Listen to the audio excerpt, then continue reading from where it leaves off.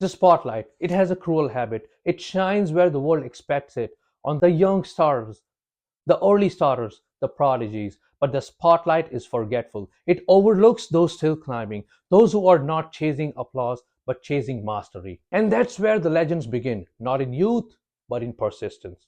Morgan Freeman, his voice is now the sound of wisdom itself, but Hollywood rejected him for decades. At 50, driving Miss Daisy made him impossible to ignore. Today, he's timeless. Alan Rickman, for years a stage actor in obscurity, his film debut at 42 as Hans Gruber in Die Hard, he became unforgettable overnight because greatness has no deadline.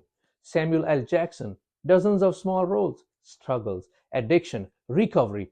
Then at 43, Pulp Fiction gave him the monologue that rewrote his destiny. Viola Davis, brilliance hidden in minor roles, until her Tony Award in her late 30s and an Oscar nomination at 43 revealed the power she had always carried. Steve Carell, comedy clubs, minor TV gigs. At 43, the 40-year-old virgin made him a leading man. At an age when many give up, he started over.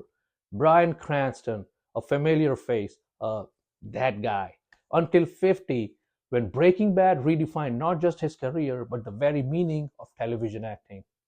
Toni Collette, a respected actress for years, but in her 40s and 50s, her roles in Hereditary and The Staircase proved that depth only grows with time. Kathryn Bigelow, told for years that women couldn't direct major action films.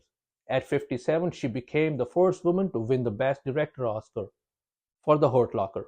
These aren't just success stories, they are reminders that the industry is not a stopwatch. It is a waiting game for those who endure, for those who keep sharpening their craft in the dark. The late arrival is often the legend. Because when you bloom later, your roots are deeper, your vision is clearer, your hunger is not for fame, but for legacy. The overnight star, they burn bright, but the late bloomer, they burn steady. They rewrite the story itself. So when someone says, if it hasn't happened yet, maybe it never will, smile.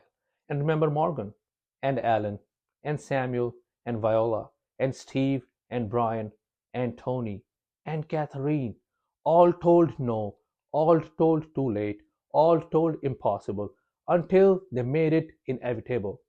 Dreams do not age, they evolve, they expand, they endure, and when they finally arrive, they stay.